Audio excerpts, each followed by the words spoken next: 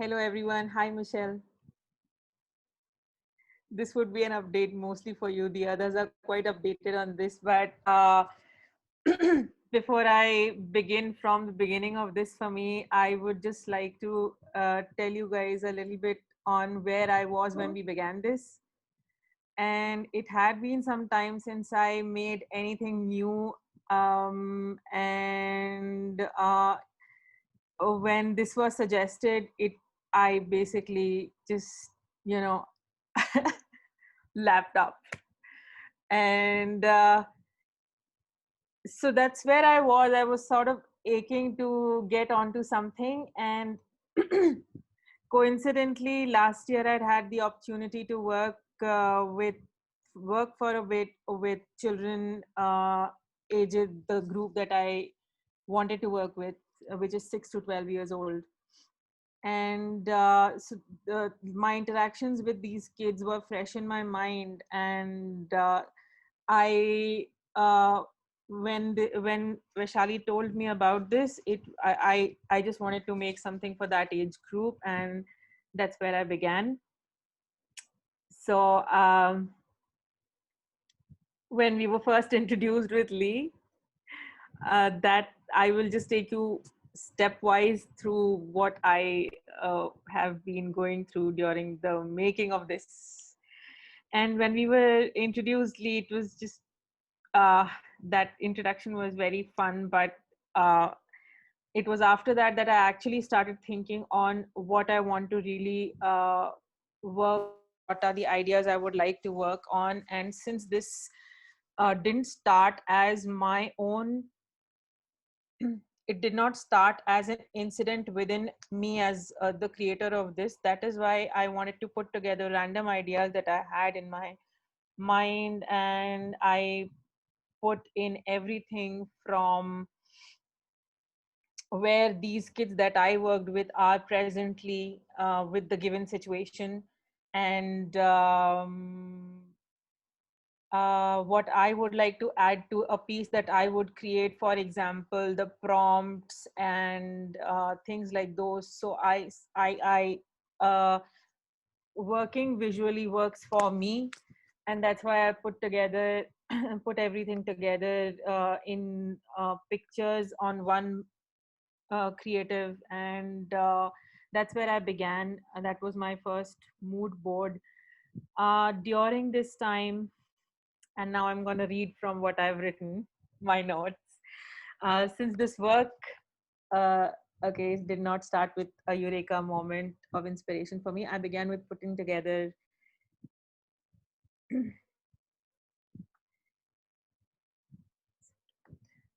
random things,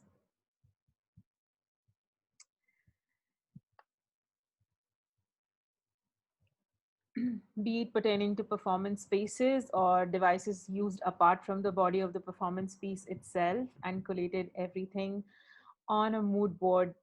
These were audio prompts, outdoor performance spaces, journaling, traditional games, references used in such a way that they can be adapted as the performance moves from one geography to another, um, etc. Among these, the outdoor spaces especially were something that I picked due to the COVID-19 pandemic situation and how it has A, confined all indoors, and B, made outdoor gatherings safer than otherwise.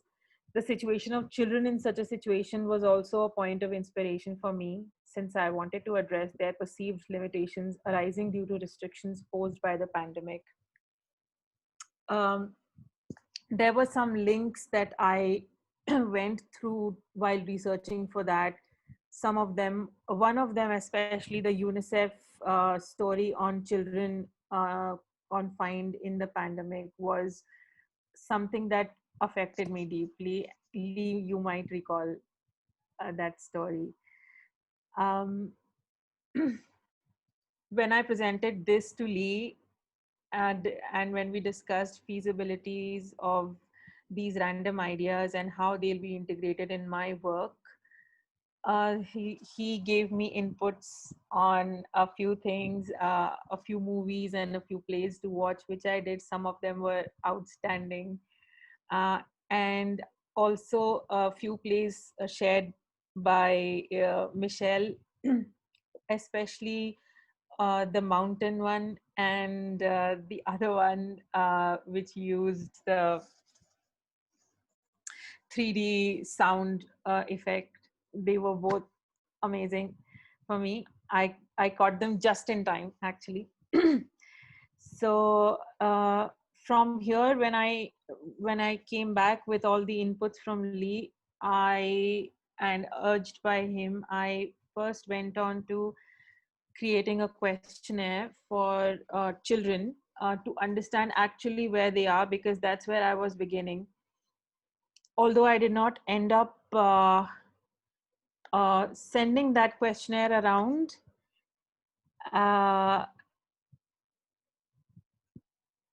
I never got around to consulting with a professional and getting the survey out, but I intuitively got to a certain point of understanding during the process of creating it. Consequently, I selected 3 plots on which I base my story on.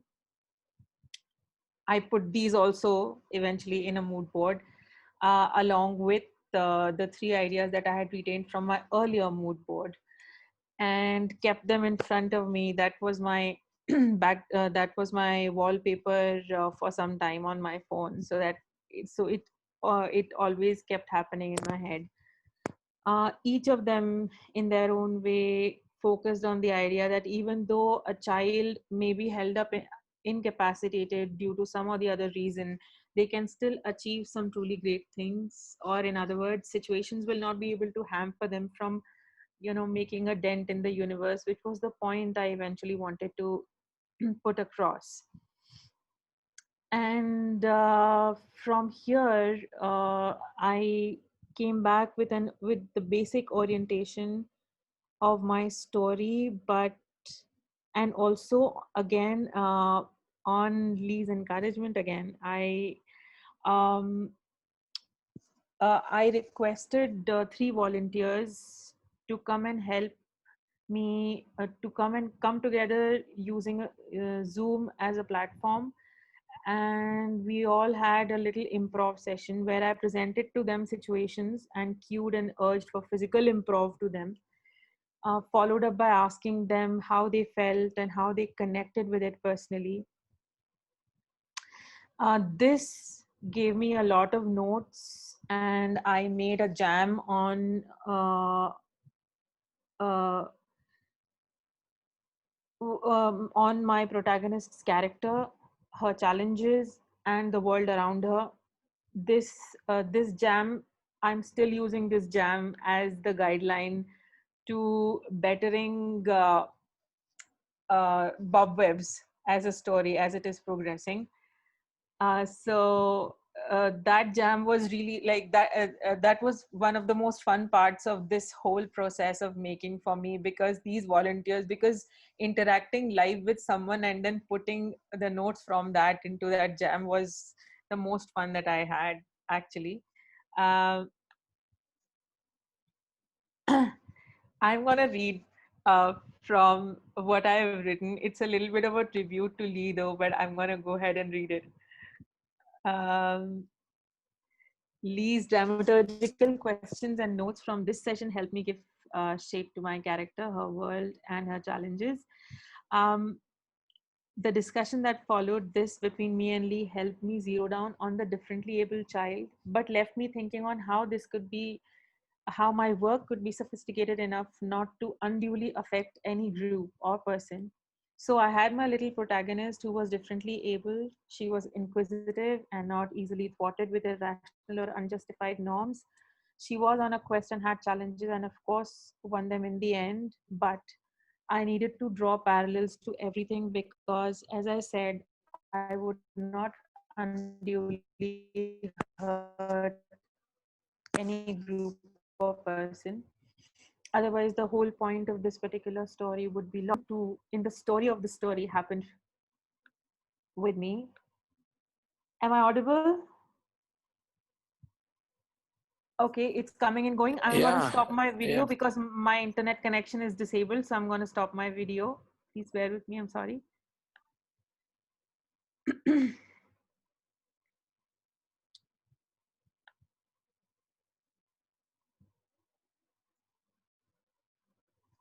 Also, I'm a little under the weather, so I'm okay.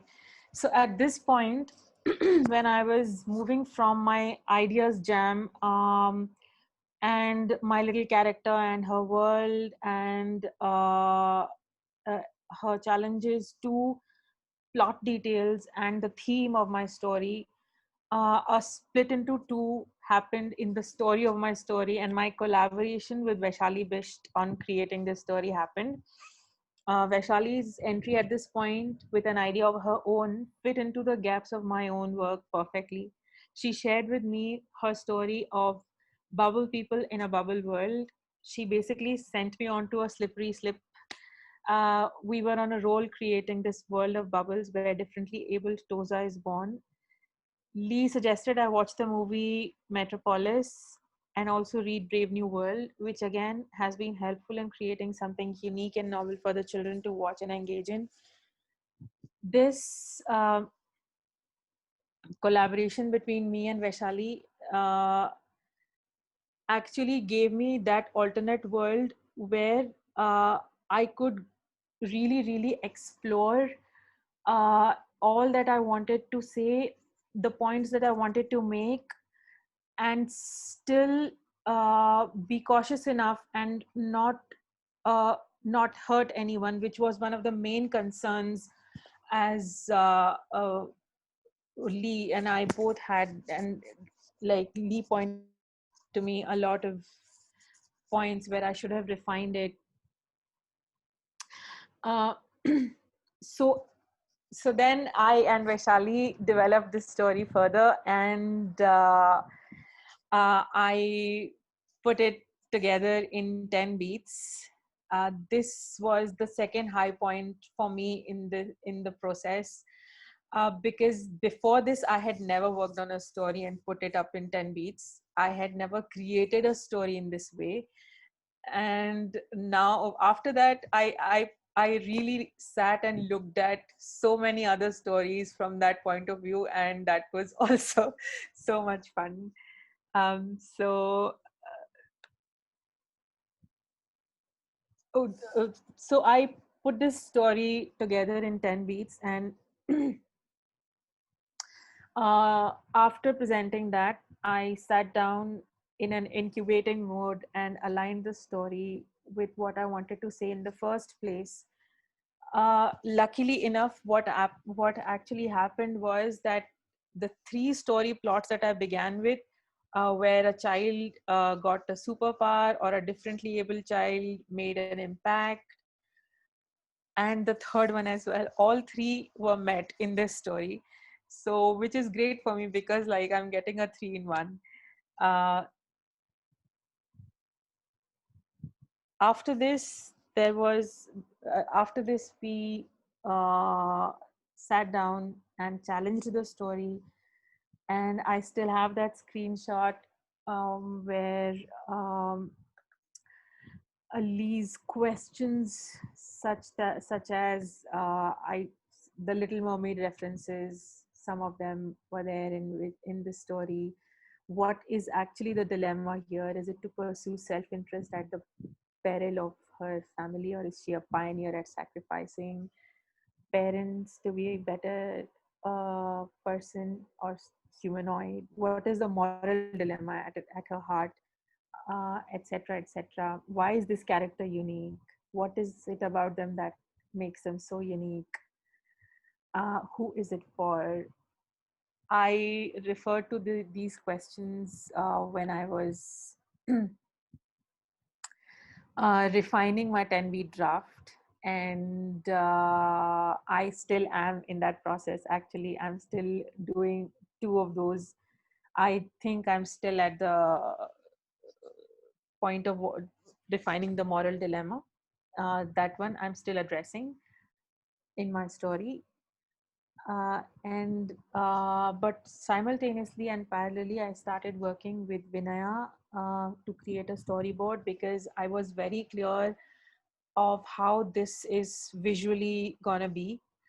And that in turn is helping me better the story. So it's a parallel process that's going on. And Pani, who stepped in as a technical consultant, We experimented a little bit with lights. Vinaya, Vaishali, Honey, and myself, all four of us did, because here in this particular play that I am making,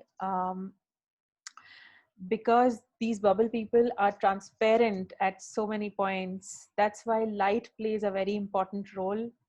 And these experiments with lights have also helped me decide on things like what will be the anatomy of the bubble person, and how will their interpersonal interactions be, what would they look like, how will they move. uh, After moving from that point, I came to a point where a little bit of an intimation point in my personal connection with this story, where I actually had that eureka moment, and I made in my head and noted it down, the first scene, the beginning, the opening scene, the point where we zoom into the galaxies. That particular performance, in my opinion, would be best done by performers holding light ropes and making spirals with them as if they were gymnasts playing with ribbons, and moving from upstage to downstage to make it look like we're zooming into the galaxy. They switch off the lights and we come to a big bubble. The lights onto the big bubble are switched on. So this is where I am with my work. I am scripting, and I also am gonna have a second session with the volunteers, updating them with this latest. This is where I am. Internally, though, I think this has been one of the most incredible journeys, and continuing. That's it.